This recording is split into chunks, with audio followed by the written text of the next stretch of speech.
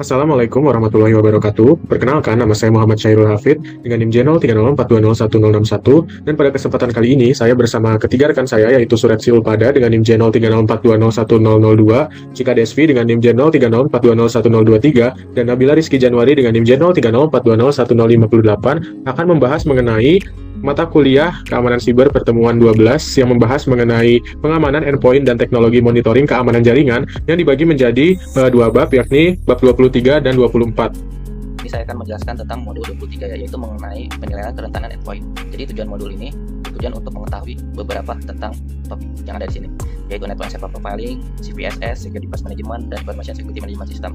Nah, yang pertama kita akan jelaskan tentang profil jaringan dan server. Jadi profil jaringan dan server ini untuk memberikan informasi dasar statistik ya. Dan ada beberapa elemen, yaitu session duration, total throughput, critical asset address space, dan typical traffic type.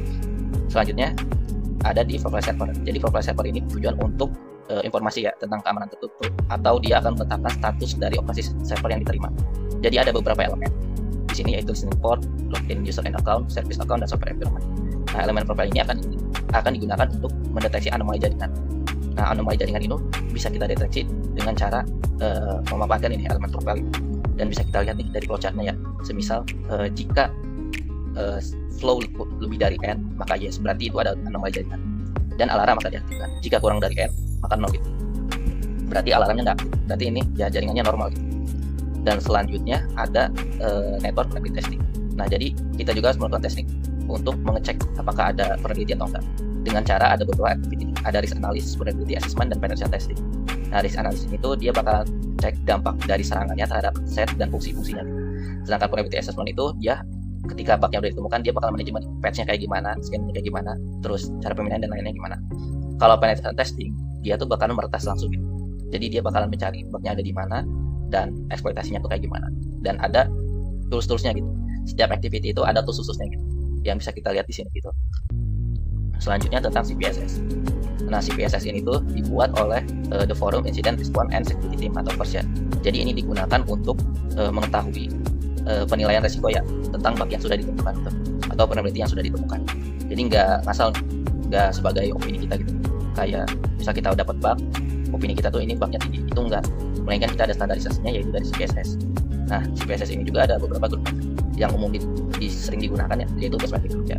Untuk kerentanan konstan dan waktu lintas konteks, lalu ada temporal multi group mengukur karakteristik kerentanan yang bisa berubah-ubah dengan waktu ya. Dengan seiring waktu maksudnya. Selanjutnya ada environmental metric group mengukur aspek kerentanan yang berangkat di lingkungan organisasi tertentu. Selanjutnya kita akan menjelaskan tentang CPSS best metric juga. Dia ada beberapa kriteria, yaitu attack vector, attack complexity, privilege required, user interactions, dan scope. Terus ada beberapa komponen juga nih, impact-nya maksudnya. Ya, impact-nya itu CIM triad ya, atau confidentiality, integrity, availability gitu. Nah, bagaimana sih cara menghitungnya ya kan? Nah, jadi untuk cara menghitungnya itu berdasarkan kondisi kita gitu pada saat pengungkapan. Contoh, kalau attack vector, kalau kita dapetin vulnerability-nya itu di jaringan internet, berarti network. Kalau di attack complexity, kalau low itu, semisal untuk eksploitasinya itu sangat mudah, nggak perlu interaksi user, berarti low. Kalau high itu kayak, semisal bugnya itu tentang middle attack ya, berarti itu high. Dan selanjutnya VR ya, privilege required. Nah, low ini tuh kalau kita pada saat eksploitasinya itu menggunakan user biasa. Sedangkan high ini pada saat menggunakan user aktif. Kalau non ini pada saat ketika tidak menggunakan user apapun gitu, tapi kita bisa mengeksploitasinya. Nah, selanjutnya user interaction. Vulnerability ini tuh pada saat ditemukan ya, dia membutuhkan interaksi gak terhadap user agar eksploitasinya itu berjalan gitu kan. Kalau enggak ya jadi nol, kalau required ya pilih R gitu kan. Selanjutnya di bagian scope. Nah, ini tuh lebih ke targetnya. Semisal target bugnya itu di jaringan, ternyata dia bakalan berdampak ke si database-nya. Berarti ubah chain. Kalau tujuannya tetap, maksudnya tuh nggak berubah apapun ya. Kalau tentang di jaringan ya udah di jaringan aja gitu. Berarti unchanged gitu. Kalau di confidentiality ini, dia kan kerahasiaan data ya, data pribadi atau PII gitu kan. Kalau semakin besar data yang tersebar, yang bisa diakses ya data pribadinya, itu high ya. Kalau cuma beberapa berarti low. Kalau high itu contohnya kayak user dan password ketahuan gitu kan. Itu udah pasti high gitu. Integrity itu integritas data ya, atau kepercayaan sebuah data pada saat dikirim ke si server. Jadi kalau kita bisa ubah sebelum dikirim ke si server ya, datanya bisa kita ubah nih. Kalau low, itu tuh datanya cuma beberapa yang bisa diubah ya. Sedangkan high itu datanya semuanya bisa diubah semau kita lah. Nah, selanjutnya availability. Kalau availability itu dampaknya gitu atau ketersediaan si server. Kalau sampai down atau nggak bisa diakses sama sekali ya, si servernya berarti high ya. Kalau low itu kayak nge-lag gitu, itu low. Selanjutnya nih pada saat kita sudah menghitung, kita akan lanjut di lanjutannya nih. Jadi setelah base metric belum selesai, nilai metrik temporal dan hitungan mengubah hasil metrik dasar untuk memberikan skor keseluruhan. Nanti di bawah sini nih, itu bakalan ada proses CPS selanjutnya. Dan itu kayak sama aja gitu cara perhitungannya. Tergantung kondisi kita gitu kan. Nah selanjutnya di CPS report. Nah CPS report ini ada beberapa nih. Jadi pada saat kita selesai menghitung, itu bakal dikasih tahu nih nilainya. Ini ada range-nya, ada low, medium, high, dan critical gitu. Lalu selain CPSS nih ada yang lain, yaitu Common Probability and Exposure ya, CPE ya. Nah CPE ini tuh merupakan sebuah database ya, yang isinya itu bug-bug yang sudah ditemukan oleh security researcher dan diupload ke CPE gitu. Jadi kita bisa lihat bugnya apa, dampaknya apa gitu. Selanjutnya nih, selain CPSS dari PERS ya, nah ada juga CPSS yang dibuat oleh US gitu, atau National Institute of Standard and Technology. Cara penggunaannya sama ya, cara perhitungannya kayak gitu. Nah, untuk perbedaannya gimana sih? Nah, untuk perbedaan NIST dari NIST sama ini ya, sama dari PERS itu sama aja, nggak ada perbedaan. Jadi ini gimana kita gitu, mau pakai yang berpatokan dari National Probability Database atau dari PERS itu dari CPSS. Nah, di sini saya akan menjelaskan tentang manajemen perangkat yang aman. Manajemen risiko melibatkan pemilihan dan spesifikasi kontrol keamanan untuk suatu organisasi. Bisa dilihat di sebelah kanan, yaitu cara menanggapi risiko yang teridentifikasi. Yang pertama itu penghindaran risiko, berhenti melakukan aktivitas yang menimbulkan risiko. Yang kedua, pengurangan risiko, mengambil tindakan untuk mengurangi. Selanjutnya itu berbagi risiko, alihkan beberapa risiko ke pihak lain. Yang terakhir itu ada retensi risiko, terima risiko, dan konsekuensinya. Nah, manajemen kerentanan adalah praktik keamanan yang dirancang untuk secara proaktif mencegah eksploitasi kerentanan TI. Langkah-langkah dalam siklus hidup manajemen kerentanan, yang pertama itu ada discover, kembangkan baseline jaringan. Yang kedua, prioritize assets, mengkategorikan aset ke dalam kelompok atau unit bisnis. Yang ketiga itu ada assess, tentukan profil risiko dasar untuk menghilangkan risiko berdasarkan kekritisan aset, kerentanan, ancaman, dan klasifikasi aset. Yang keempat ada report, ukur tingkat risiko bisnis. Yang kelima ada remediate, prioritaskan sesuai dengan risiko bisnis. Yang keenam yaitu verify, verifikasi bahwa ancaman telah dihilangkan melalui tindak lanjut. Manajemen aset melibatkan penerapan sistem yang melacak lokasi dan konfigurasi alat dan teknik untuk manajemen aset, yaitu penemuan dan inventaris otomatis dari keadaan perangkat yang sebenarnya, artikulasi keadaan, identifikasi aset resmi yang tidak sesuai, remediasi atau penerimaan status perangkat. Ulangi proses ini secara berkala atau terus-menerus. Perangkat seluler tidak dapat dikontrol secara fisik di lokasi organisasi. Sistem MDM seperti Cisco, Meraki Systems Manager memungkinkan personel keamanan untuk mengkonfigurasi, memantau, dan memperbarui sekumpulan lain seluler yang sangat beragam dari cloud. Manajemen konfigurasi seperti yang didefinisikan oleh NST, manajemen konfigurasi terdiri dari sekumpulan aktivitas yang berfokus pada pembentukan dan pemeliharaan integritas produk dan sistem melalui kontrol proses untuk menginisialisasi, mengubah, dan memantau konfigurasi produk dan sistem tersebut. Alat konfigurasinya itu ada Puppet, Shape, Ansible, dan SaltStack. Manajemen patch perusahaan enterprise. Manajemen patch melibatkan semua aspek patch perangkat lunak. Manajemen patch diwajibkan oleh beberapa peraturan kepatuhan seperti Sarbanes-Oxley dan Health Insurance Portability and Accountability Act. Teknik manajemen patch berbasis agent. Agent base ini membutuhkan agen perangkat lunak untuk dijalankan pada setiap host untuk ditambah. Agen melaporkan apakah perangkat lunak yang rentan diinstal pada host. Agen berkomunikasi dengan server manajemen patch dan menentukan apakah patch yang memerlukan instalasi dan menginstal patch tersebut. Pendekatan berbasis agen adalah cara yang disukai untuk menambah perangkat seluler. Pemindaian tanpa agen ada agent plus scanning. Server manajemen patch memindai jaringan untuk memeriksa perangkat yang memerlukan patching. Server menentukan patch mana yang diperlukan, hanya perangkat yang berada di segmen jaringan yang di-scan yang dapat di-patch, dan yang bermasalah hanya perangkat seluler. Yang selanjutnya ada pemantauan jaringan pasif network monitoring, perangkat yang membutuhkan patching, diidentifikasi melalui pemantauan lalu lintas di jaringan. Pendekatan ini hanya efektif untuk perangkat lunak yang menyertakan informasi versi dalam lalu lintas jaringan. Selanjutnya itu ada Information Security Management System. Information Security Management System atau ISMS terdiri dari kerangka kerja manajemen untuk mengidentifikasi, menganalisis, dan menangani resiko keamanan informasi. ISMS ini menyediakan model konseptual yang memandu organisasi dalam perencanaan, penerapan, pengaturan, dan evaluasi program keamanan informasi. Ini menggabungkan kerangka kerja Plan Do Check Act yang dikenal sebagai siklus Deming. ESM dilihat sebagai elaborasi model people process, teknologi, culture, dari kapabilitas organisasi. Bisa kita lihat di sebelah kanan ini ada people, process, teknologi, culture. Nah, di tengah itu ada capability.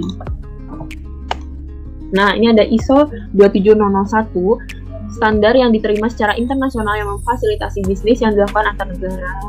Nah, di sini ada plan, do, check, act. Salah satu plannya itu memenuhi tujuan bisnis, yang do-nya itu membuat dan menerapkan rencana manajemen risiko, yang check-nya itu pantau eksekusinya, yang act itu proses audit berkelanjutan. NIST Cyber Security Framework adalah seperangkat standar yang dirancang untuk mengintegrasikan standar pedoman dan praktik yang ada yang membantu mengelola dan mengurangi risiko keamanan cyber dengan baik. Nah, di sini tabel di bawah ini menjelaskan fungsi inti dalam kerangka keamanan cyber NIST. Di sini ada core function dan ada deskripsinya.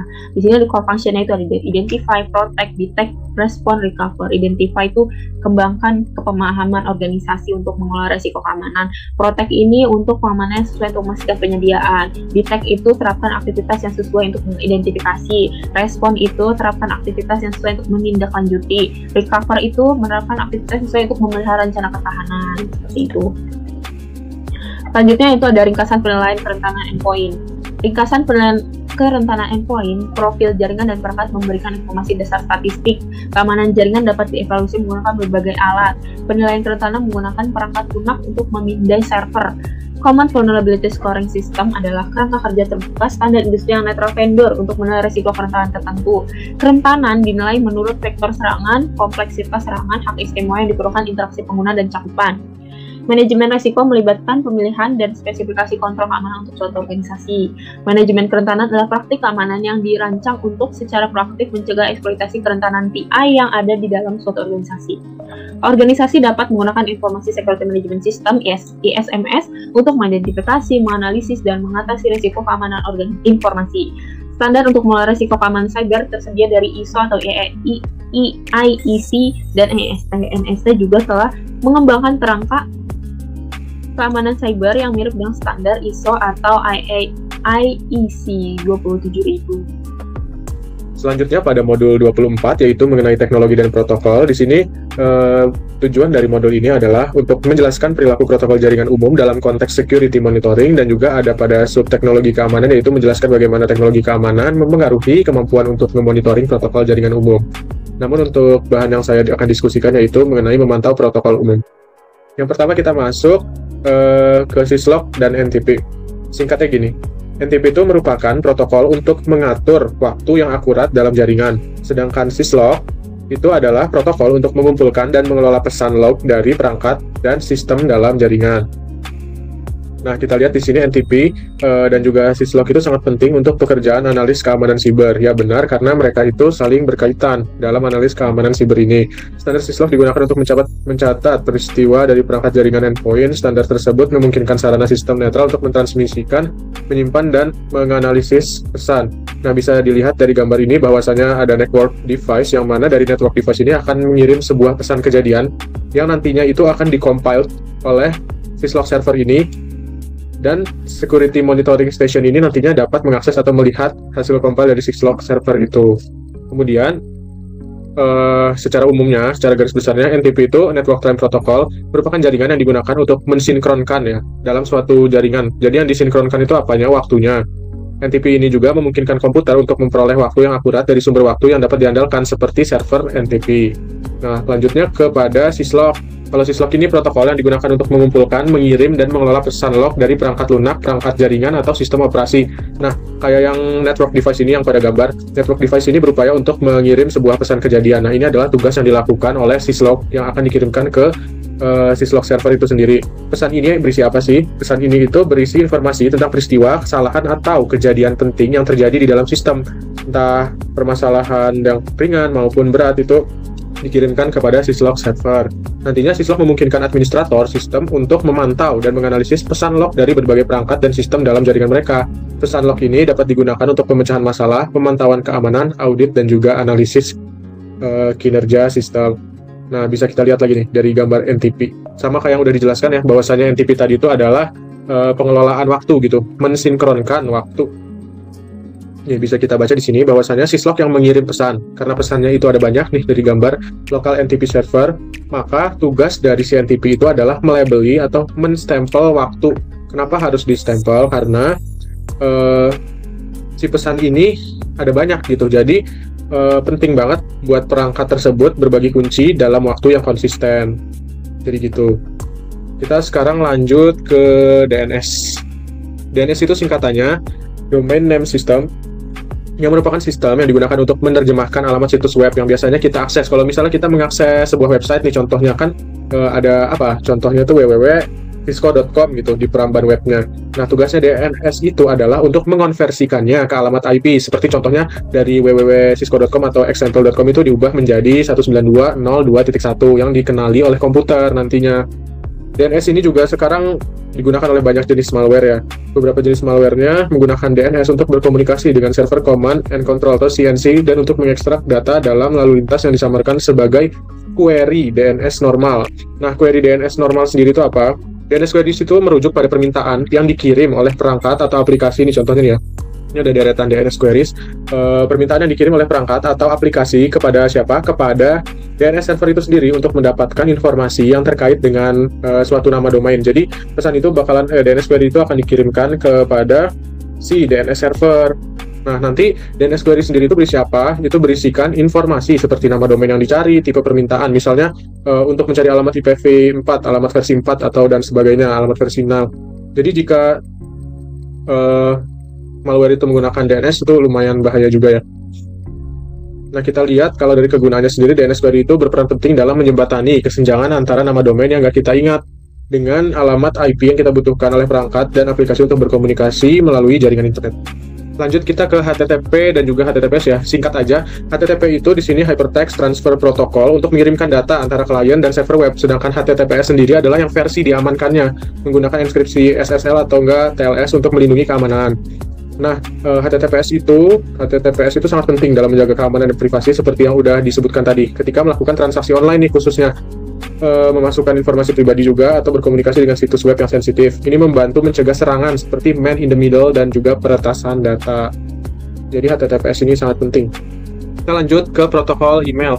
Protokol email sendiri singkatnya itu aturan yang standar digunakan untuk mengirim, menerima, dan mengelola pesan email melalui jaringan komputer. Layaknya kita bertukar pesan aja gitu. Kayak si pengirim mengirimkan pesan kepada penerima. Itu contohnya melibatkan SMTP, terus ada pengiriman pesan, POP, dan juga IMAP untuk mengakses dan mengelola pesan dari server ke Gmail ya. Ini contohnya kan SMTP, terus POP3, dan juga IMAP. Kita lanjut ke ICMP. Yang terakhir, ICMP itu digunakan untuk mengidentifikasi host di jaringan, struktur jaringan, dan juga meneruskan sistem operasi yang digunakan dalam jaringan. Itu juga dapat digunakan sebagai kendaraan untuk berbagai jenis dari serangan DOS. ICMP sendiri itu merupakan protokol, sama sih, untuk mengirim pesan kontrol dan juga pesan kesalahan. Nah, bedanya tuh meskipun sama-sama pesan ya, sama protokol email, kalau dia tuh mengirimkan pesan kesalahan dan pesan kontrol. Ini memungkinkan perangkat kita atau jaringan untuk berkomunikasi tentang kondisi jaringan, pengujian koneksi, dan juga pelaporan kesalahan. Selanjutnya, teknologi keamanan akan dijelaskan oleh Cika Des. Pada kesempatan kali ini saya akan menjelaskan materi mengenai teknologi keamanan yang kita materi dari Sobat. Di sini saya akan ACL itu atau access control adalah sebuah mekanisme keamanan yang digunakan untuk mengatur akses ke jaringan atau informasi dengan cara mengatur dan mengontrol siapa aja sih yang dapat mengakses data tersebut. ACL itu digunakan oleh firewall dan bisa untuk mengatur akses ke jaringan dan berfungsi untuk membatasi akses ke data yang bersifat rahasia atau membatasi pengguna yang tidak berkepentingan untuk akses tersebut. Nah, yang artinya jika data telah memiliki izin, maka hanya dapat diakses oleh beberapa user yang telah diberikan akses saja, dan sudah dikontrol oleh akses kontrol tersebut. Jadi artinya kalau misalnya user yang tidak ini untuk akses data tersebut, jadi user itu nggak bakal bisa file tersebut. Nah, kemudian di sini dijelaskan bahwa penyerang dapat menentukan alamat IP, protokol, dan pengguna yang diizinkan untuk diakses. Jadi penyerang dapat membuat paket yang menggunakan alamat IP sumber palsu dapat menyerang keamanan ACL tersebut. Menurut saya, penyerangan access control ini dapat terjadi jika seseorang atau kelompok tersebut yang tidak berwenang berhasil memodifikasi atau mengubah lapisan akses terhadap ACL tersebut, sehingga mereka dapat mengakses sumber data atau informasi yang umumnya tidak diketahui oleh orang. Lalu selanjutnya kita masuk ke NAT dan intinya NAT ini adalah metode untuk menghubungkan lebih dari satu komputer ke jaringan satu alat. Sementara PAT itu adalah fitur dari sebuah jaringan perangkat menerjemahkan komunikasi TCP dan UDP yang dibuat oleh antara host di dalam jaringan lokal di alamat IP publik dengan menggunakan nomor port yang berbeda. Nah, apa sih beda NAT sama NAT? Bedanya itu NAT hanya mengubah alamat IP sumber pada data dari komputer lokal ke alamat IP publik. Sedangkan NAT itu mengubah alamat IP dari nomor port pada paket data dari komputer lokal ke alamat IP publik dengan menggunakan nomor port yang berbeda. Selanjutnya kita akan membahas mengenai enkripsi dan kesubsidian. Itu enkripsi itu adalah proses mengubah data dari kode rahasia sehingga menjadi kode rahasia sehingga dapat menghapuskan data yang bukan yang keluar misalnya nama teks setelah diisi nggak bakal kebaca secara resmi, jadi dia akan menjadi kode rahasia yang dipakai oleh beberapa kita beri proses untuk enkripsi dapat digunakan pada proses enkapsulasi dan tunneling untuk membantu melindungi data dari ancaman terus sesuai dengan dari yang saya baca jaringan peer-to-peer itu adalah sebuah jenis jaringan yang saling menghubungkan komputer satu dengan yang lainnya tanpa membutuhkan switch atau backup. Nah, pada jaringan ini setiap komputer itu memiliki kedudukan sejajar dan memiliki akses serta kesempatan yang berbeda. Bisa kita lihat sendiri kan pada beberapa ini, jadi itu tidak memiliki switch atau backup. Nah, host-host ini mereka itu bisa host dapat beroperasi dalam menggunakan klien dan server. Jadi mereka ini posisinya tidak klien tidak ada server, jadi semuanya bisa menjadi klien atau server. Terus peer-to-peer itu dapat beroperasi dengan menghubungkan ke berbagai alamat IP tujuan dan juga dapat menggunakan penomoran port. Kemudian untuk Tor sendiri adalah platform perangkat lunak dan jaringan host peer-to-peer yang berfungsi sebagai router internet. Jaringan host itu memungkinkan pengguna untuk menjelajah internet tanpa nama. Beberapa pengguna mengakses jaringan host dengan menggunakan browser khusus. Jadi jaringan host itu memungkinkan pengguna untuk menjelajah internet tanpa nama. Jadi